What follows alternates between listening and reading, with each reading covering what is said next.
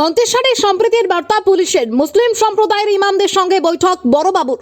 রাজ্যের রাজনৈতিক পরিবর্তনের পর সংখ্যালঘু সম্প্রদায়ের একাংশের মধ্যে যখন আতঙ্ক ও অনিশ্চয়তার পরিবেশ তৈরি হয়েছে বলে অভিযোগ উঠেছে, ঠিক সেই সময় মানবিক এবং সম্প্রীতির বার্তা দিল মন্তেশ্বর থানার পুলিশ প্রশাসন। জানা গিয়েছে, মন্তেশ্বর থানার বড়বাবু সোমনাথ ভট্টাচার্য এলাকার বিভিন্ন গ্রামের মসজিদের ইমামদের নিয়ে একটি গুরুত্বপূর্ণ বৈঠক করেন। বৈঠকে তিনি স্পষ্টভাবে জানান, আপনারা যেভাবে এতদিন শান্তিপূর্ণভাবে বসবাস করেছেন সেভাবেই থাকুন, ভয়ের কোনো কারণ নেই। আইন শৃঙ্খলা রক্ষায় পুলিশ সর্বদা আপনাদের পাশে রয়েছে। তিনি আরও আশ্বাস দেন, এলাকায় কোনো রকমের সমস্যা বা অশান্তির পরিস্থিতি তৈরি হলে সঙ্গে সঙ্গে থানার সঙ্গে যোগাযোগ করার জন্য বলেন তিনি। পুলিশ প্রশাসন সব সময় সাধারণ মানুষের নিরাপত্তা ও শান্তি বজায় রাখতে বদ্ধপরিকর বলেও জানান তিনি। এই উদ্যোগকে ঘিরে এলাকায় ইতিবাচক প্রতিক্রিয়া দেখা গিয়েছে। স্থানীয় বাসিন্দাদের একাংশের মতে পুলিশের এই পদক্ষেপ সাম্প্রদায়িক সম্প্রীতি বজায় রাখতে গুরুত্বপূর্ণ ভূমিকা নেবে এবং সাধারণ মানুষের মধ্যে আস্থা বাড়বে। কল্যাণ মণ্ডলের রিপোর্ট, সুন্দর বাংলা নিউজ। থানায় আমাদেরকে স্যার ডেকেছিলেন বড়বাবু, এই জন্যই ডেকেছিলেন যে যাতে করে আমাদের আগে পূর্বে সম্প্রীতি যেরকমভাবে বজায় ছিল, হিন্দু মুসলমান আমরা যেরকমভাবে এক জায়গায় বসবাস করতাম শান্তির সাথে, পুনরায় যেন এখন আমরা সেই শান্তি বজায় রাখতে পারি এবং ভাইয়ে ভাইয়ে মিলেমিশে থাকতে পারি, সম্প্রীতি বজায় যাতে থাকে সেই বিষয়ে তিনি আশ্বস্ত করলেন।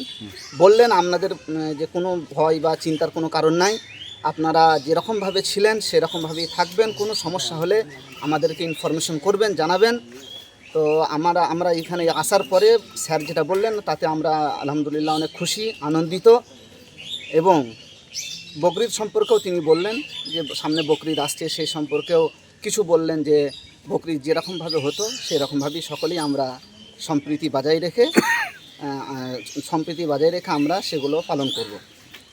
মন্ত্র শৃঙ্খলা দেখুন, এটা কতটা আশ্বস্ত করলেন?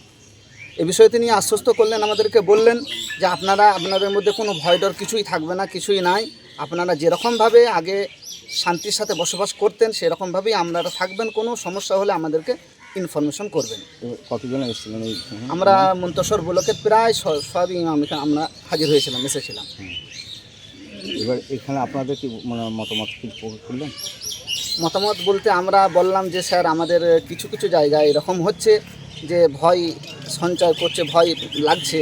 তো স্যার বললেন যে ভয়ের কিছু কারণ নাই, সমাজে কিছু উচ্ছৃঙ্খল মানুষ থাকবে, তাদের প্ররোচনায় পা না দিয়ে আপনারা শান্তির সাথে বসবাস করুন, কোনো সমস্যা হবে না। আপনি কোন মসজিদ থেকে?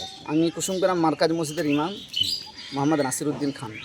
আলোচনা হলো বলতে এই যে এখন নতুন সরকার এসেছে, যার কারণে একটা আমাদের মধ্যে একটা ভয় ভীতির একটা কারণ তৈরি হয়েছে, যার কারণে উনি ডেকেছিলেন এবং আমাদেরকে নির্ভয় দিয়ে বললেন যেভাবে তোমরা আগে বসবাস করতে সেভাবেই বসবাস করবে, কোনো ভয়ের কারণ থাকবে না। আর কোনো সুবিধা হলে আমাদের সঙ্গে যোগাযোগ করবেন, এর নাম্বারও তিনি দিতে বলেছেন।